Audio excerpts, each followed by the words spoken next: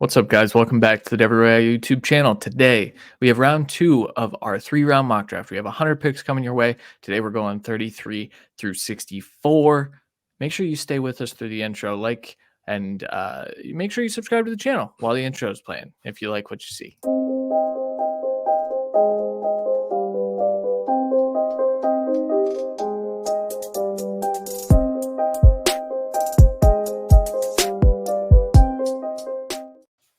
All right, we're here. The Panthers are on the clock. If you haven't yet watched round one, make sure you go watch that because you're going to see some names on here that you're like, wow, they should have went round one. You don't have to do that. You can just watch the full first video. We're going to have timestamps in there so you can just click into your favorite team and whatnot. But Randy had the odds in this mock draft. So Randy's on the clock here with the Panthers at 33. Yeah, a lot of the edge options I would love here for the Panthers to quote unquote replace Burns, not there. We're going to take a wide receiver. I know they've added to this room, but Troy Franklin, wide receiver from Oregon, easily the best receiver on the board, in my opinion, and will help catapult this offense to the next level that it desperately needs to give Bryce Young any chance. Yes, I still think Bryce Young is a good quarterback on a terrible team, so we'll see if we can improve it enough with a really good receiver to hopefully take over as receiver one away from all the slots that they have. Yeah, no, it's a great pick. This has to be a wide receiver, right? Like I know they've added, but like Edge I or know wide they have receiver. Deontay. Yeah, that's fair. That's fair. Especially Brian Burns trade. I sometimes forget that happened. All right, here at 34, I have the Patriots, and I have them taking Bo Nix. They passed on quarterback in the first round. They traded back. I think this is a viable option for them to build the team. They have Jacoby Brissett as their bridge quarterback, but they just don't have a ton of pieces around what a rookie would have. And so sticking at 3 and taking that guy might be set up for failure. Here, you put Bo Nix in a much better situation after that trade back, and he can be your guy. I think that he kind of fits what they want to do on offense. I'm not sure that he'll be here at 34, but this is kind of his range. To me, this is where he's going to start being considered 33 through 40. And we talking about it. The guys on the board, like 25 to 33, it's tough to imagine any of those teams really trading back with those guys on the board and not wanting, like, there's no reason for them not to take it necessarily. And what you're going to have to give up to get up there, it makes more sense. Yeah, could he have gone a little bit earlier? Sure, but it's too tough. The Chiefs taking Chop Robinson, they would only take him if they loved him. Their Panthers, they were not trading out. Not when one of their two players that they've been envisioning is sitting there, which I think is most likely Chop Robinson and Troy Franklin, with how the board was falling. So it makes sense. They get to stick and pick and hopefully get their guy of the future. Cardinals getting to stick and pick at 35 here. No trades for them at all. Zach Frazier, center from West Virginia. I was trying to say the first part second. Virginia West. Yes, it's basically. This is going to be a plug-and-play center for you. I know they kind of brought back there's one that they think is okay. Frazier is much better, and I think he can play guard if you actually needed him to for a year or two. Either way, a guy that's been arguably pushing his way in the first round, but the first 40, 50 picks here are just all studs. And the Cardinals being able to get their wide receiver one of the future, their edge one of the future, and their center of the future in the first 35 picks is insane. The Cardinals have an opportunity here to be a playoff team immediately from this draft and with what they've done this offseason. So I'm excited to see what they do. Here at 36, I'm taking Kingsley Suamataia, the offensive tackle from BYU. This is a kid that I think is pushing towards being a potential first-round pick in that Jordan Morgan-esque way. We had Jordan Morgan go in the first round, so Kingsley is sitting here. I think Washington desperately needs a left tackle, and Suamataia has that ability to just slot in and be your starting left tackle immediately here. Pick 36, that's good value. Yep. Speaking of good value, 37 for the Chargers. Weren't able to move back earlier, sticking here to pick Kool-Aid McKinstry, quarter from Alabama. One of the corners that has actually been falling down the boards as opposed to the other ones rising up. I think we could get like 4 quarters in the first, but in this one, I believe we only had three. Kool-Aid sitting there at 37. Or Did we have 4? depending on DeJean, however you feel about Oh, DeJean, but Wiggins was Wiggins, what I was missing. Yeah, yeah, sorry. So Kool-Aid is the 5th. I think that's reasonable and probably right.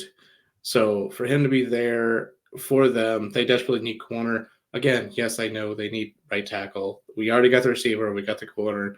We'll work on it. Even if you have to take a couple shots late to fix the tackle or fix another position, you can't pass up the type of talent that Malik Neighbors and Kool-Aid McKinstry have at these picks. yeah. Well, and when a tackle comes off the board right before them too, that's unfortunate. I think they'll like him. So, okay, here at 38, I have the Tennessee Titans taking Darius Robinson, the edge out of Missouri, edge slash just defensive lineman. I think he's got that inside out versatility. I think he's best suited as a 3-4 down lineman, which the way they're building that roster, I think they might stay. I mean, I think they're going to be multiple, but Yeah. I think that they will kind of just with the talent that they inherited this new regime. I think that they'll play a little bit of 3-4 with 3 down linemen. Darius Robinson's perfect for that.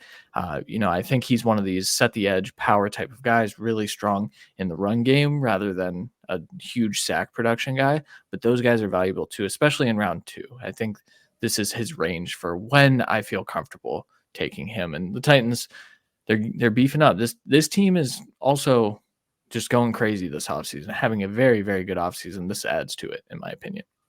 Yeah. 39 for the Panthers. If they didn't spend all the money at guard this offseason, there's a guard I would pick here for them. Otherwise, I'm going to take the best edge on the board, in my opinion, Chris Braswell, edge from Alabama. Yeah, he played a little bit second fiddle to Dallas Turner, but that's because it's Dallas Turner. Braswell is really, really good.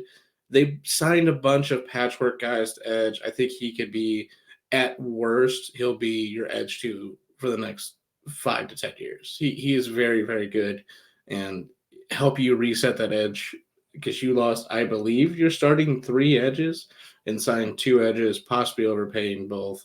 So this makes no sense to me. Yeah, I like this pick.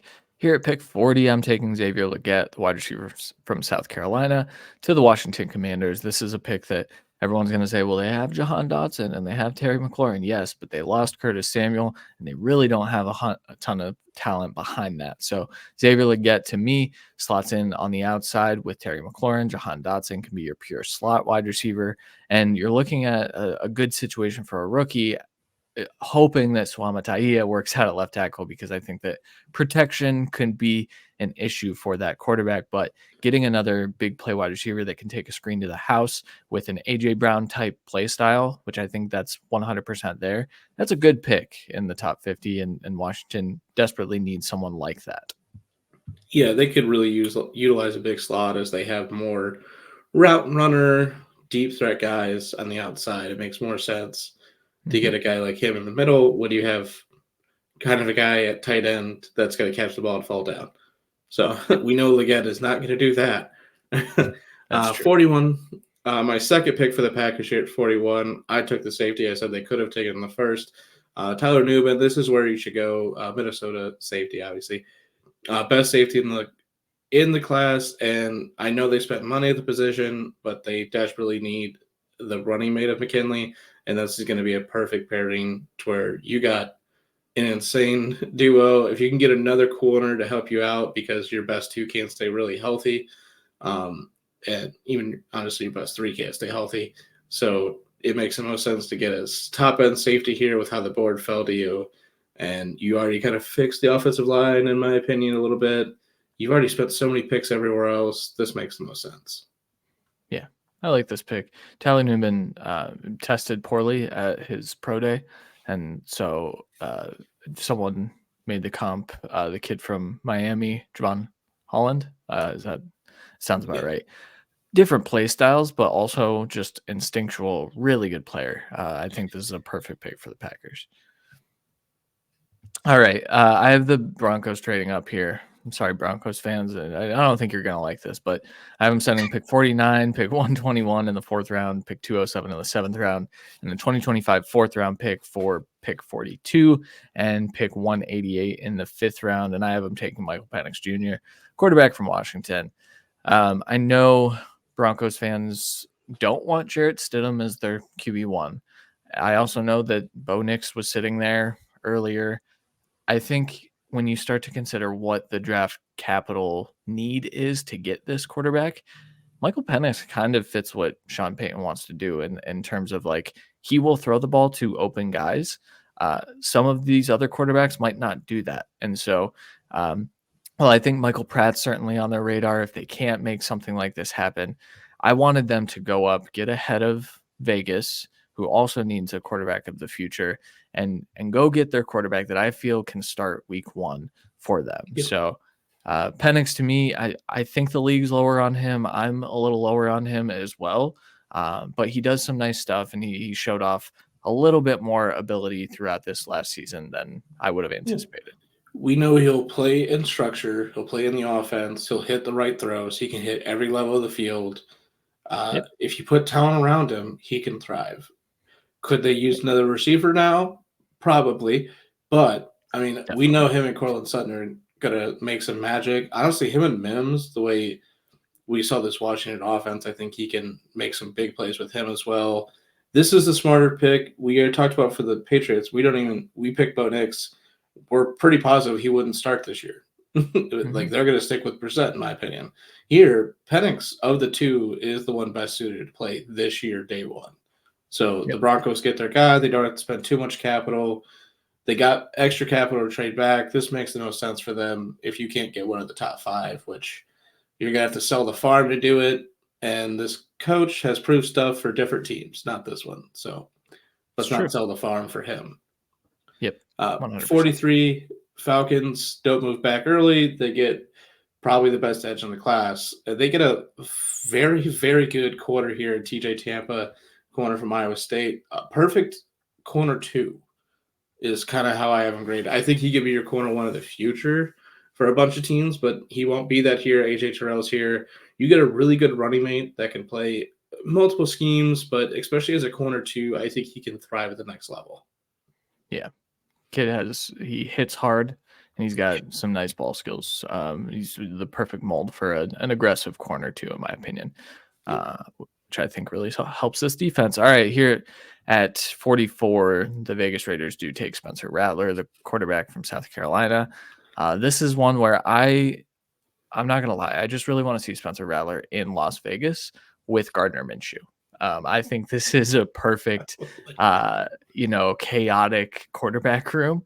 And I also think that Spencer Rattler drastically improved his draft stock over the last year or so. I think the maturity is getting up there. I think what he displayed at the Senior Bowl and things like that are going to ring well in draft rooms and war rooms. And so I think Rattler here at 44 gives you a chance to have a long-term starter where I don't think that guy's on the roster currently.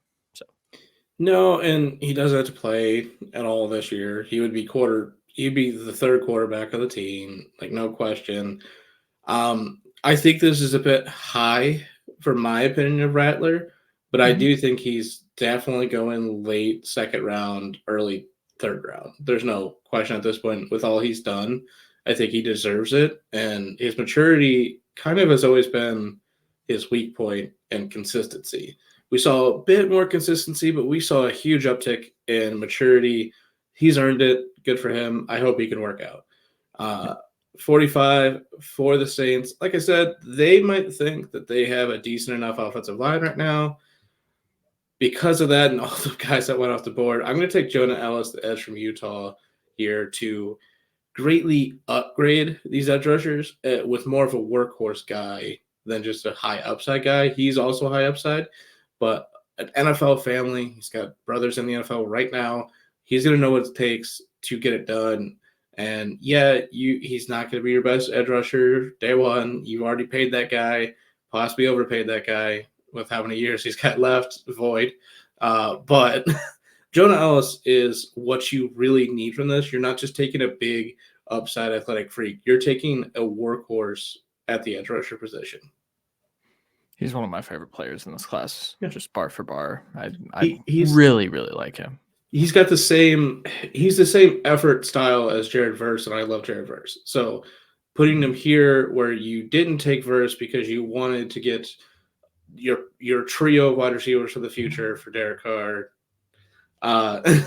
Now you get a guy that's kind of, as of right now, the low grade Jared Verse, but I think he has every opportunity to be on the same level. Yeah, good pick. 46. Colts are taking Peyton Wilson, the linebacker from NC State. This kid's an elite athlete.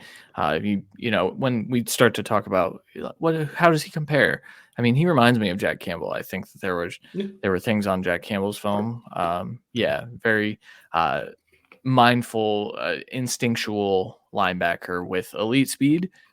All right. I think the Colts could definitely use a guy like this. The linebacker class isn't getting talked about. I think there are certainly some starters in this class. I think Peyton Wilson has the highest upside, and the Colts could use a guy like that over a guy like Edgerrin Cooper or whoever we're going to see here in the next few picks. Yeah, a little bit of injury history, but another guy where his draft process has been outstanding. Tested ridiculous. Shocker. Colts picking there. So, yep. Giants, you got your quarterback of the future early. I'm taking it. Keon Coleman, wide receiver from Florida State here. Listen, I'm not the biggest Keon Coleman guy. I love jump ball receivers as much as the next guy. Trust me. But you have no one on your team that can play this style of football. And Darren Waller is most likely retiring. This makes the most sense. This gives him every opportunity to actually succeed because he's not losing his role. He's a perfect plug and play for what this offense needs. It makes the most sense. I picked it, and the more I've thought about it, it's probably my favorite landing spot for him, minus an overly elite quarterback. Yeah, I think that's fair. All right, here at 48, I have the Jacksonville Jaguars taking Ennis Rakestraw, the corner from Missouri. Just a kid that I think he had a good lead up into this process, and then he kind of tested a little rough. And so I think he's fallen a little bit, and I think this is right around his range and what his range should have been in the first place. I don't think he has first round film, but I do think that he has borderline top 50 film.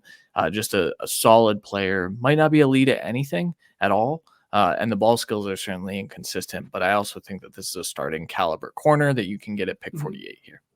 And they don't need a corner one. They have theirs, but they desperately need corner help. So That's smart here. 49, Houston finally on the board after trading down again with the Broncos there. And I think they do that because they want more capital. Again, they traded up last year to get Will Anderson after they picked CJ Stroud. They're recouping that. They want to continue to build healthily for the future. I also think they knew they wanted this guy, and he wasn't really going to go because it's a slight reach.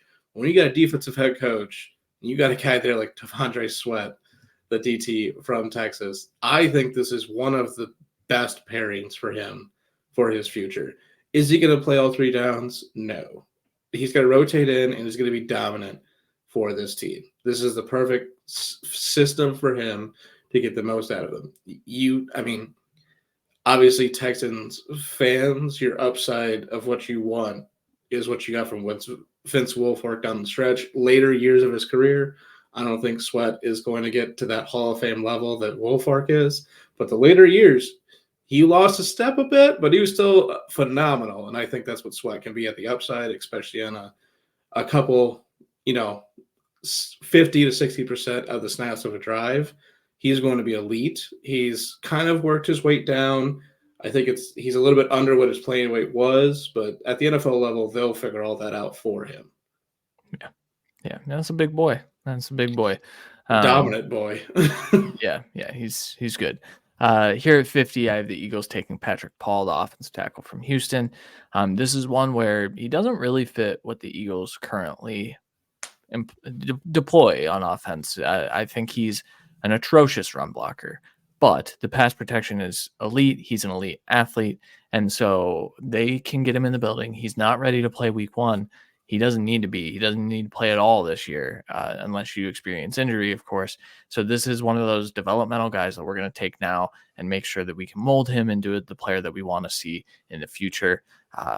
Patrick Paul has that upside. He was getting first round discussion as well. I don't think he's there, and I think that there's certain teams that he fits better than the Eagles, but to me, this is the best available tackle, and I think they need to get one. If he was going to play week 1, he'd have to be a guard for me. And coincidentally, the Eagles have a guard spot technically open. I don't think he would be Jurgen out for this position, but I don't like that sentence.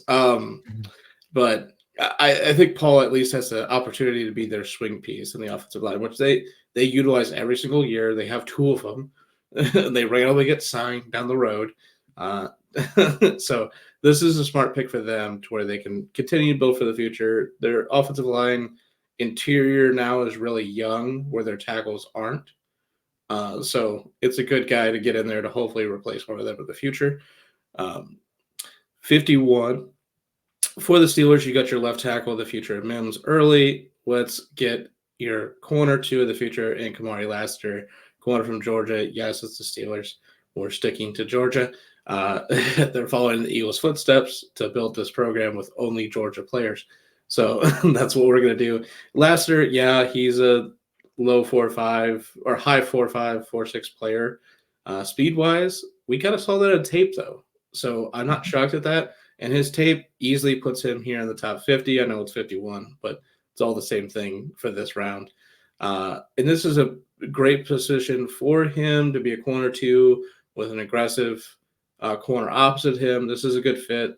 Let's continue to build the Steelers team for Justin Fields for the next decade to, unfortunately, probably beat the Browns. Yeah, all the time. All right, we're getting a little wild here with this next pick. So I have the Rams trading out of this pick, pick 52. They add pick 154 in the 5th and a 2025 5th-round pick for T. Higgins. This was a trade where Randy is shaking his head behind the scenes right now. But I also think that the Bengals might have to move on from T. Higgins. He's very clearly upset. There was the L'Jarius Sneed trade earlier last week or late last week, and he tweeted about it. And I think he really wants out. I think there's an opportunity to get a 2nd-round pick here from the Rams because the Rams don't care about draft capital all that much. Where I think you Bengals fans might be upset is the actual pick, Edgerrin Cooper, the linebacker from Texas A&M. Everyone's going to think, oh, they're trading T. Higgins. They're just going to draft a wide receiver here. I don't think so. This is a scenario in which Tyler Boyd is in town. He hasn't signed anywhere yet. I think that there's a chance that they bring him back. There's a chance that they can add to the room a little bit later as well. This is a deep wide receiver class. Edgerrin Cooper fills a need in their linebacker room where they really only have 3 guys. One's Akeem Davis-Gaither. I don't think that he's good enough. I think Edgerrin Cooper can take his spot immediately and be a more dynamic defense, which I think they need to be as they move forward. Yeah, I almost just don't like it. Like, it's just such a crazy T build for the Rams that it's like Kind of. yeah, they don't really have an outside like, wide receiver. yeah, no, perfectly fine. Like they have 2 slot guys that play on the outside because they have to. I know Right. they brought back probably another slot guy in Robinson that plays outside. T actually gives you that versatility and the ability to be out there. It's just like it's like, all right, we got the old guy at Stafford. Our offensive line's okay. You know what? Let's get a 3rd receiver in here that's ridiculously talented. Let's just hope it works. We'll figure out the defense later. You almost like the way I looked at that trade though was it's T. Higgins and it's Puka because Cooper Kupp, he took a step down last year. Yeah. He's approaching, the last couple of years of his career, which sounds crazy. But like he's over 30 already. So I think that this is like a team building move for the future and making sure that they have something when they move off of Stafford, they would still have Higgins and Puka there, I guess. Yeah, that part makes complete sense. It's just it was like a funny like, oh, okay, okay, fine. Sounds good. Yep. Yeah, 53 for the Eagles. They brought in another big guy to be their slot guy because apparently that's the build they want. I'm here to tell them that's not what you want. You want Ricky Pearsall, the wide receiver from Florida, infinitely better than Devonta Parker, and better than last year's Julio Jones. So this gives you an actual wide receiver 3 that could play the slot and outside. You can rotate in and out with the other 2 that both rotate into the slot. He makes the most sense because he can play both inside and out, and his tape's great. His testing's great. It makes a good fit for them for the future. I don't think Pearsall is the type of player that's going to be complaining about targets either when A.J. Brown is demanding 20 more targets that game. So it's a good personality fit. It's a good scheme fit. Jalen Hurts took a step down this last year passing. I think they were trying to run the ball more. He was a little banged up. It didn't really make a lot of sense how they were finishing off the season. It wasn't great coaching, in my opinion. But to get an actual wide receiver 3 to help this offense move is the best case scenario because we know Jalen Hurts is a good passer and he can move the ball. Getting another weapon for him, allowing them to use more schemes out there, more packages, it makes the most sense. Yeah. I like this It's pick. also a crazy roster. So let's just get a good player. Right. Yeah. I mean, I like this pick. Pearsall has been one of the biggest risers this offseason. It's been fun to watch. Here at 54, I have the Browns taking Adisa Isaac, the edge rusher from Penn State. I know some Browns fans still want a wide receiver, even though they just paid Jerry Jeudy. They have Amari Cooper. They have Elijah Moore. They have David Bell. They have all of these guys. The kid from Tennessee, too, Cedric Tillman. But Browns fans still think that they need a wide receiver. I'm here to tell you, no, you don't. You have all the wide receivers that you need. Why don't you get an edge rusher to rotate in with Za'Darius, with Myles Garrett? You're not rotating in with Myles Garrett, but you're kind of helping this defense continue to be as elite as it was last year. They need more depth. Go get more depth. This kid is good. Yeah.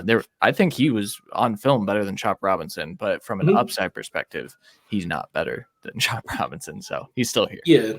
I mean, the Browns are going back with the same edge room as last year, basically, and no one really earned the edge 3, their actual rotational position. They just came in every once in a while. So to get a guy that will actually earn it and make the most sense and be your guy in the future, because Za'Darius is a 2-year deal. He performed really well this year. I hope that continues, but it might not. So to double down on that when you don't really have needs is the smartest thing. 55 for the Dolphins, Chris Jenkins, D-tackle for Michigan, to help replace Christian Wilkins. There's just nothing we could do. He's gone. We didn't want to pay him for some reason. He's on the Raiders. And Chris Jenkins at least is a really good interior presence that can help bridge that gap. You're going to need 2 people to do what Christian Wilkins did, but Jenkins is a step in that direction. Yeah, I like this pick. The defensive tackle class, the order's interesting to me. I'm curious to see how these guys come off the board. There's a lot of them, a lot of good ones, maybe not elite ones. I think there are 2 elite ones. They all do the same thing, and that's why I went Jenkins, because he doesn't necessarily do that one pass rush thing. Yes, he's a bit more of a run defender. NFL bloodlines, that might give him a little boost in draft capital. All right, here at 56, first running back is coming off the board because everyone says that this is the thing that's going to happen. And so here at pick 56, Jonathan Brooks, the running back from Texas, he's recovering from his ACL injury. He is not my RB1, but we are going Jerry Jones special in this mock draft. If you didn't watch round 1, but you're here for round 2, that we had him taking Xavier Worthy. We're just taking all the Texas players because Jerry Jones taking players from the only good Texas team in a long time makes sense to me. And I think this is actually a good pick from a team fit perspective as well. Worthy is a good pick too. It's just the board is just where it's like, but we're going full Jerry draft, and that'll content you. Trust me. Yes, it will. Brooks, I'm perfectly fine if someone says Brooks is the best running back in this class and the chance to be the best, like 3 down or the future. He's a younger back than most of the people in this class. Like, it makes a ton of sense. You're still going to need a guy in here to pair with him, especially early on as he's recovering from the UCL, but it's a good pick for them. Yep. 57, Tampa Bay, I went with Jatavian Sanders, another good Texas player at tight end. We took their corner. The edges on the board here I'm not in love with for them. It's just more of a hat on a hat instead of like actually building the room. And they're, again, wide receivers, hat on a hat, didn't really love it. It just didn't make a ton of sense. Interior offensive line, I think I could have went, but they apparently liked the guys. I don't know. I was torn between the 2, so I went with an actual upside good tight end. You have Cade Otton, and that's about it. And he's a functional tight end 1 and a great tight end 2. So let's get an actual guy that could be a good weapon as a tight end 1. So there's not a wide receiver you like, so you get a weaponized tight end to try and fill the gap. Yeah, I like this pick. To me, I don't think he's an inline tight end, and so I'm curious to see how they would deploy him personally. I mean, But I also, think he, like, I think he is, but he's not like Brock Bowers style inside. Like he's not as good a blocker, but like to me, he's he's gonna more run. like Evan Engram when he was on Yeah, as a primary inline tight end early in his career. And so, like, do I think Sanders is going to have a good career eventually? Yes, but I also think that it could take a second. Um, fair. but also crazy after the catch. Very fast player. Yes. His play speed does not match his testing speed for what it's worth. So, okay, here at 58, I'm taking, or that's not right. Here at The 58's right.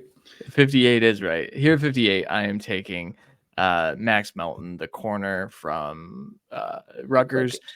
Yeah, he has had a great process as well. He's an elite athlete. He, to me, can play both inside and out if you need him to. Look at this. We're producing on the fly. We got it up. So an elite athlete. We know Green Bay likes elite athletes at every position, but also in this new Jeff Hafley defense, they need guys who can play both man and zone. I think that they can really deploy him in a way that takes advantage of all of those traits that he has. So to me, this might be a little early compared to some of the other corners. I like other corners better, but I think that he fits them a little bit better. Texans at 59. Mike Sainristil, corner from Michigan. High effort guy, great talent, good piece. I mean, obviously, a starter at Michigan, I think he'd be the corner 2 for the Texans, which they desperately need. And it's honestly probably their biggest weakness. And we didn't go with the first pick. We went a little bit of a nice pick for them, what actually would help them. But to get the actual fill the need, we're going to get a corner here and, a really good locker room guy, a leader, and he's going to help this defense continue to grow. They kind of came on down the stretch, at least the young guys, but the offense carried the team last year. Let's figure out how to make the defense catch up. Yeah, I like this pick a lot. To me, he's one of the best corners in the class, pound for pound. Yeah, that's the issue. He's so a there's a small corner boy. 2, Yeah, or just a rotates into slot the corner. slot in the future. Yeah. Like for this team, he's the corner 2. Like he's the other outside corner. I think he could play there. Ideal world, you get another big body corner 2, and he goes in the slot and dominates. But it's not what we got right now. Yeah, that's fair. Next pick here, Braden Fisk, defensive tackle from Florida State to the Buffalo Bills. I mentioned I think that they're going to go interior. I think they're going to go trench. I think that we certainly would love to see them add a receiver at some point in this draft. But right now, Braden Fisk, probably the best player on their board in terms of not on the board, but on their board in terms of what they're looking for in their defensive tackle room. He has killed the draft process. He has been just a steady incline upward. To me, this is kind of maybe his ceiling in terms of who's going to take him. But you don't think so? Like the team taking him, it'd be amazing. But I wouldn't be surprised if he's picked in the 30s. Okay, that's fair. He's had that good of a. When you pop on the film too, like there's a reason that Jared Verse came on down the stretch, and it was because Braden Fisk was coming on down the stretch as well. Yeah, like 100%. they complemented each other so well. Yeah, so. And he's a tweener. That's what the Buffalo likes. They've doubled down on defensive line here. Yep. They're getting back to making that a strength. It makes sense. They went out and signed the receiver, so it was more of a want than a need. They're trying to fix it. But you said possibly the best player on the board for the Bills. I'll take the actual best player on the board at 61 for the Lions, and Christian Haynes, the offensive lineman, interior offensive lineman from UConn. An absolute beast. A guy that I would, if a team took him in the first round, I'd say they made a good pick. I like him that much. I think he's an absolute unit, and he's a people mover. Yeah, they signed a really cheap deal with a starting guard to replace Joe Jackson. I think this is the smart move for them to get a guy that won't beat him out. I respect Zimmer enough there. He won't beat him out, but he is their guard of the future. No question. This is a strength of strength here. And we know the Lions. Yeah, we know the Lions want the offensive line to be their identity. And this just doubles down on that. He's your guard of the future. No question. Yeah, I like that pick.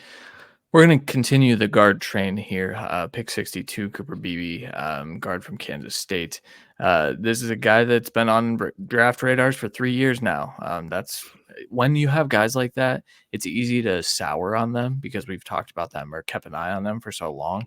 To me, this kid is still very good and very, very worthy of a top 75 pick. Another people mover. I think that the Ravens, like we mentioned in round one, they need to rebuild their offensive line. That's exactly what we're doing with Jordan Morgan and Cooper Beebe here with their first 2 picks. Yeah, no, that makes sense. So I have to go corner here for the 49ers. I went with Curry Jackson, corner from Oregon, at least size-wise and a lot of the tape-wise. This is where he should go. This is a good fit. Necessarily scheme fit, I'm a little bit iffy, but he's one or two of the best corners left on the board. And I think it's a smarter pick for the 49ers to take him here. Desperate need at corner. You've addressed your strength in the offensive line early. As of now, you haven't traded your wide receiver core, so we're not going there. Even though there's one on the board that I think wouldn't be a bad pick for them. You lost some defensive tackle and edge, but you brought in new guys to replace them. You lost a linebacker for most of the year, but you brought in as good a linebacker to replace him. Like, it makes the most sense to get a corner here. Yeah, no, it's a good pick.